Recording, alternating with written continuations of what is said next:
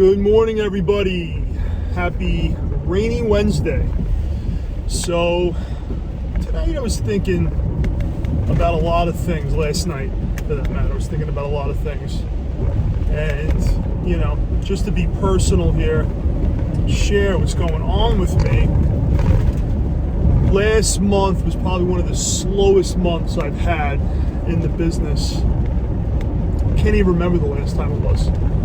And it just seems like for the first time since all of this inflation is hitting us, economy is slowing down, business has surfaced. I really felt the effects of it for the first time. Last week it started kind of creeping in where I'm realizing wow, money's not coming in. Not a lot of business there. Still working hard, still going as hard as I can, but we're burning the midnight oil over here, the company and I. But clearly there's a slowdown out there, and it's tough because you say to yourself, it'll never be me, right? Like if you're the type of person where you're always working 12, 15-hour days, 7 days a week.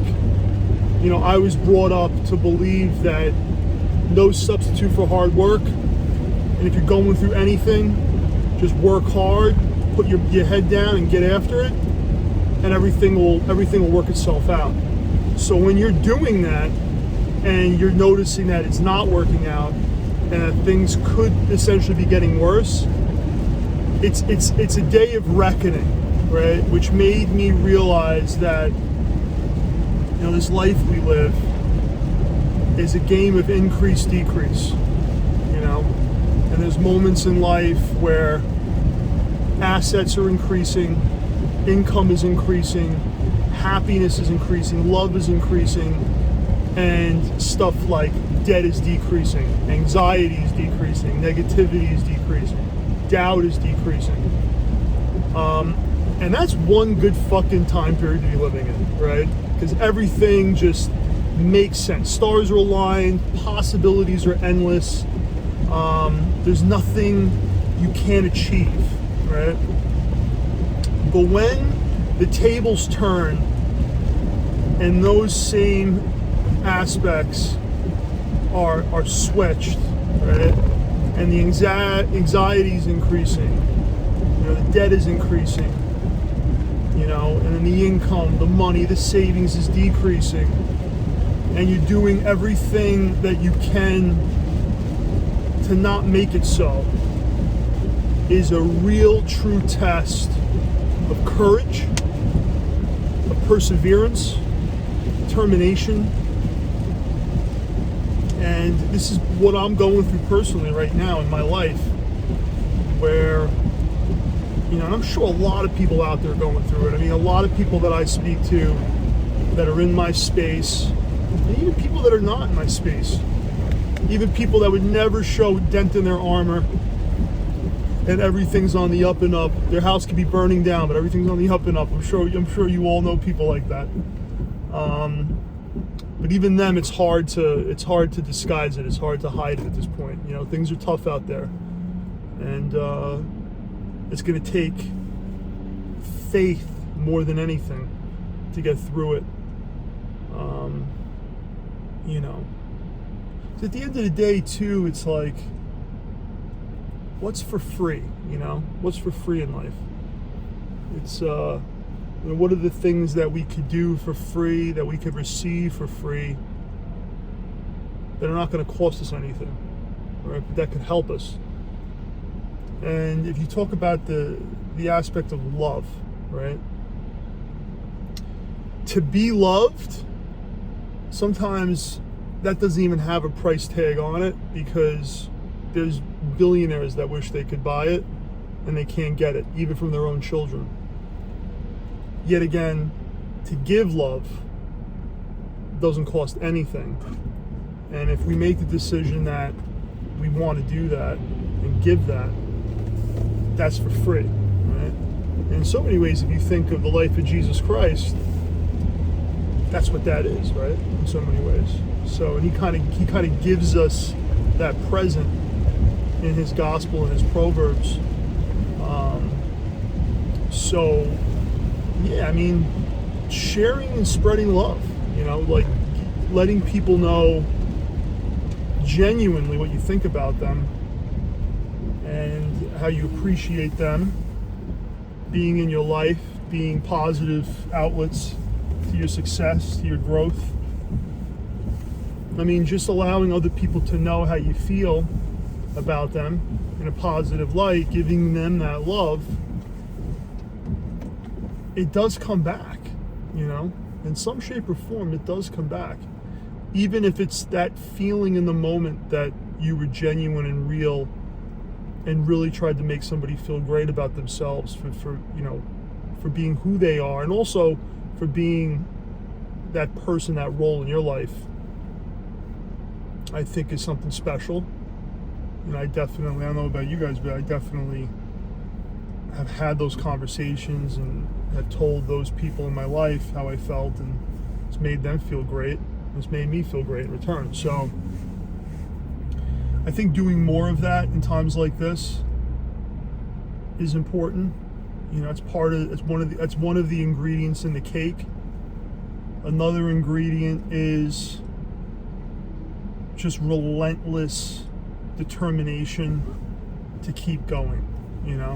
Like, one of the coolest stories I've ever heard is the story of Shawshank. I don't know if you guys know about that.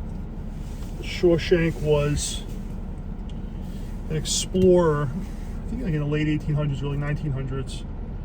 I believe he was from the UK. And this guy Shawshank wanted to cross through Antarctica. Give me 1 second, guys.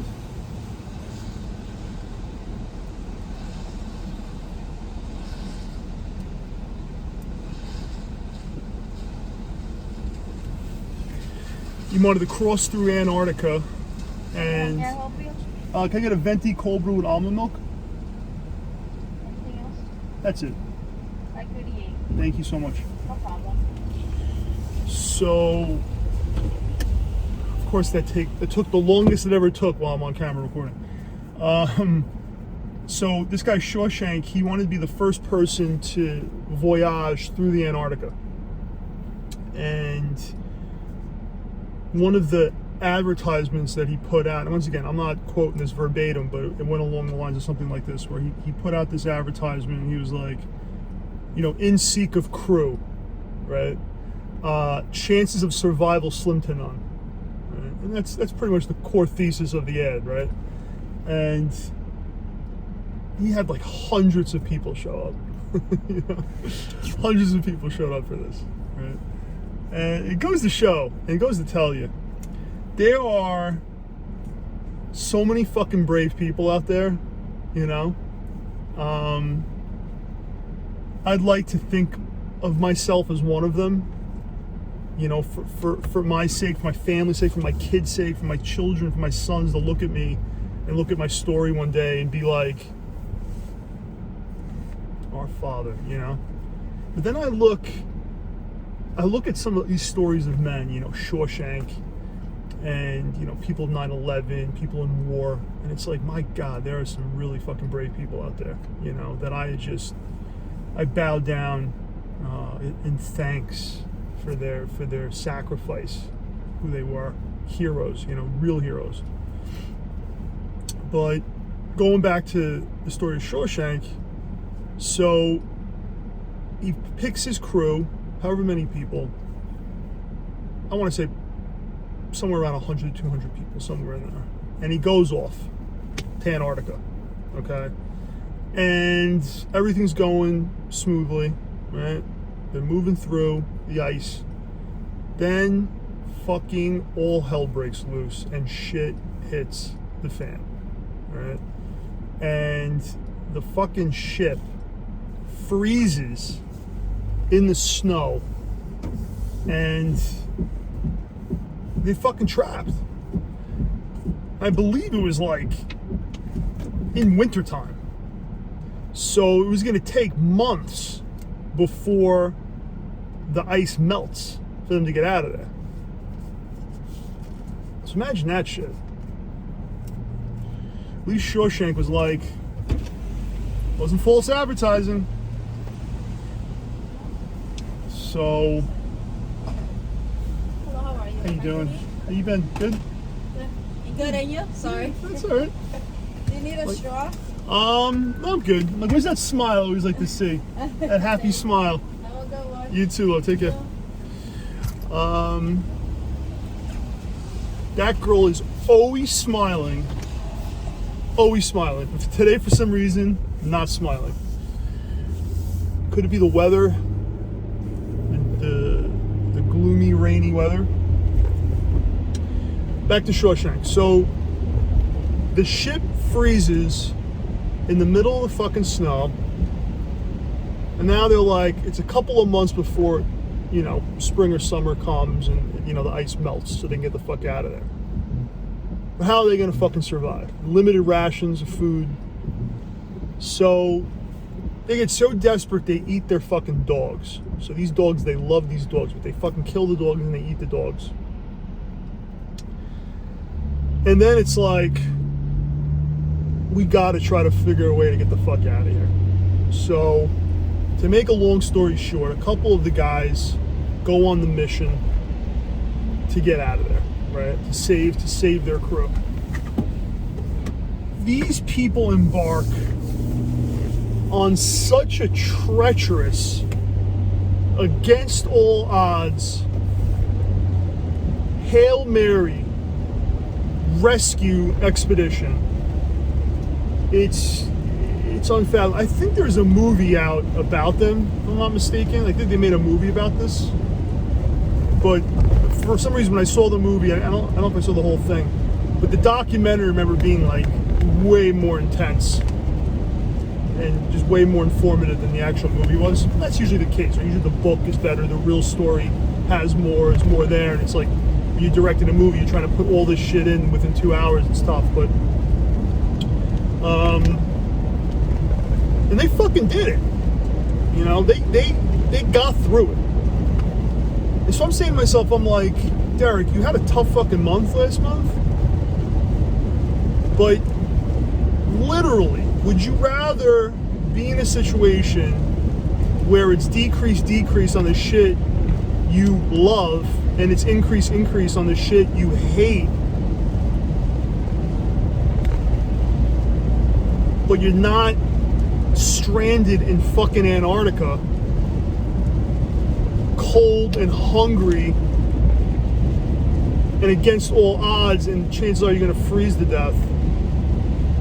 Where would you rather be? You know what I'm saying? And this is like me having a conversation with myself.